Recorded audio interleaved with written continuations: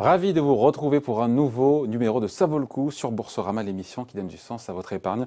Aujourd'hui, on parle d'engagement actionnarial. Bonjour Denis Branche. Bonjour. Directeur général délégué de Fitrust. Cet engagement actionnarial, vous l'avez, allez, osons l'expression, vous l'avez chevillé au corps.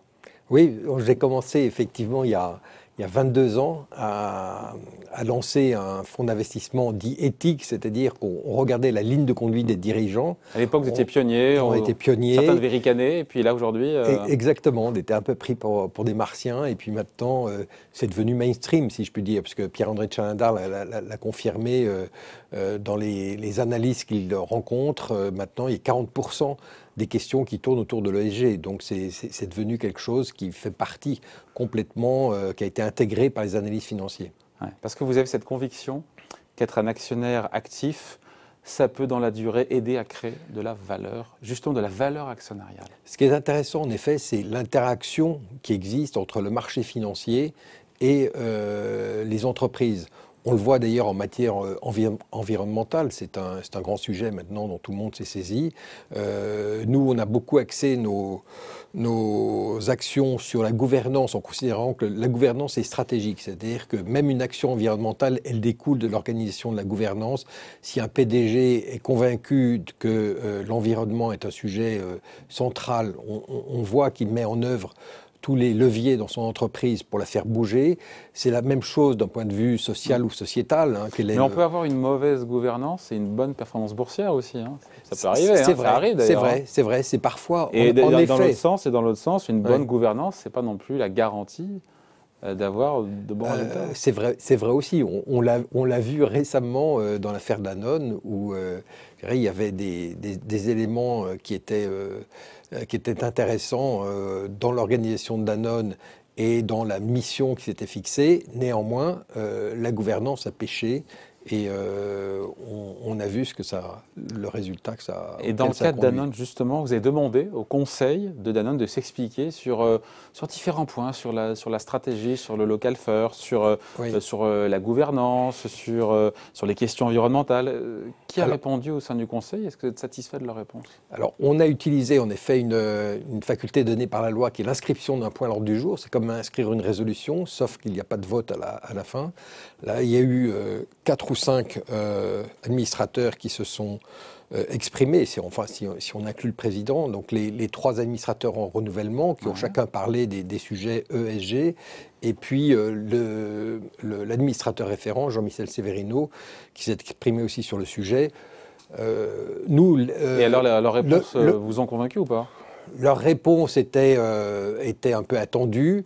Après, on verra comment va fonctionner le Conseil. Maintenant, c'est à nous de regarder attentivement ce qui va se passer. L'idée, c'est que vous demandez aux sociétés cotées, dont vous êtes actionnaire évidemment, de rendre des comptes. C'est un petit peu ça, c'est de s'expliquer sur leurs choix, notamment, encore une fois, j'y reviens, en matière de gouvernance. Qui pour vous, c'est un peu l'alpha et l'oméga, la gouvernance? C'est-à-dire, comme je l'ai dit tout à l'heure, oui, une bonne gouvernance, c'est stratégique. C'est-à-dire que c'est à partir du premier dirigeant que sont donnés tous les influx qui permettent de faire évoluer tous les sujets de l'entreprise.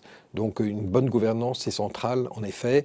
Un président, un conseil qui a la faculté parfois d'ailleurs de s'opposer à lui, mais il faut que tout ça reste dans cette notion qui a été très utilisée pour Danone, collégialité. Il ne faut pas en effet qu'il y ait un conseil qui soit à la main du président, pardon de dire les choses. Qui soit à la main du président, c'est un peu la difficulté. D'ailleurs, c'est un peu la difficulté. Ça l'est de moins en moins. Est-ce que vous trouvez que les groupes cotés en bourse ont amélioré justement leur gouvernance ces dernières années? Oui, il y a eu beaucoup d'évolutions positives de la part de tous les groupes cotés, de tous les groupes du CAC 40. Évolutions qui ont été aussi souvent liées à l'évolution législative ou réglementaire, mais je pense que les actionnaires eux-mêmes, c'est-à-dire les investisseurs professionnels notamment, se sont saisis de ces sujets. Et comme je vous l'ai dit, l'interaction est de plus en plus forte entre les sociétés, les dirigeants et ces grands actionnaires. Les points d'amélioration, on les voit sur quoi en matière de gouvernance? On les voit sur, je sais pas, sur les rémunérations, sur la composition des conseils, justement. On l'a vu en effet sur les rémunérations. C'était un point central. Est-ce que les rémunérations, ce qui est un sujet de fond en France, c'est ce qu'elles sont souvent ou pas en adéquation avec la santé de la société? C'est ça comme aussi ça, le fond du que sujet. oui, exactement. Non, mais c'est là-dessus que on porte notre attention. Il y a débat, pardon, il y a débat. Ce qui est important, c'est l'équilibre. C'est-à-dire que c'est toujours pareil dans toute entreprise. L'important, c'est l'équilibre entre, je dirais, la répartition de la valeur qui est faite pour le premier dirigeant, pour ses salariés, pour les actionnaires. Vous voyez, c'est ça que l'on regarde beaucoup. Et on a vu des cas emblématiques, je ne citerai pas de nom, mais des sociétés qui allaient très mal et dans lesquelles les dirigeants avaient des rémunérations qui semblaient excessives. Hein. Moins. Ça arrive parfois, mais ça arrive moins. Ça arrive moins. On a joué un rôle, nous, Fitrust, dans le débat, notamment sur la rémunération des présidents de l'exécutif dès 2009. Puis après, il y a eu les évolutions législatives qui ont fait que il y a eu le CNP, maintenant le CNP obligatoire.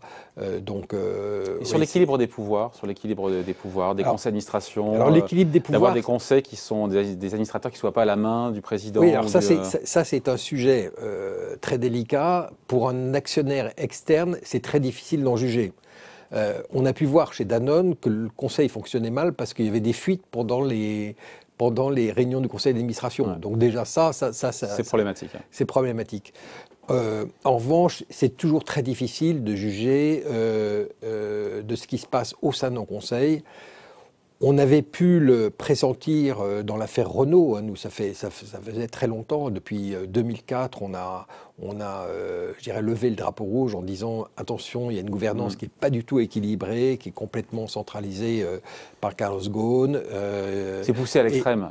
C'était poussé à l'extrême. Ça a terminé en sortie de route. Mais ce qui était intéressant, pour revenir à votre précédente question sur différence entre bonne gouvernance et cours de bourse, Renault à l'époque, nous on essayait de déposer des résolutions, on nous disait écoutez, n'ennuyez pas trop Renault parce que le cours de bourse monte tout à fait bien, a une bonne performance. Et nous, on disait, attention, il y a un problème de gouvernance majeur. À un moment donné ou à un autre, ça va se faire ressentir. Et l'histoire nous a donné raison. Vous êtes dans le dialogue avec c'est ça l'idée, hein, avec les directions des sociétés dont vous êtes actionnaire. Il y a un dialogue. Vous voulez les faire changer, les faire évoluer par le dialogue. Alors nous ce qui il n'y a pas ces côtés fonds activistes, coup de poing. Non, on n'est pas là-dedans. Mais est-ce qu'on n'a pas de meilleurs résultats quand on est plus incisif, plus... Parfois oui, et souvent non. Et nous sommes plutôt du côté du dialogue long. Je prends l'exemple avec Total. En 2011, on a déposé une résolution sur leur exploitation des sables bitumineux au Canada. Ça a été assez violent, le dialogue avec eux.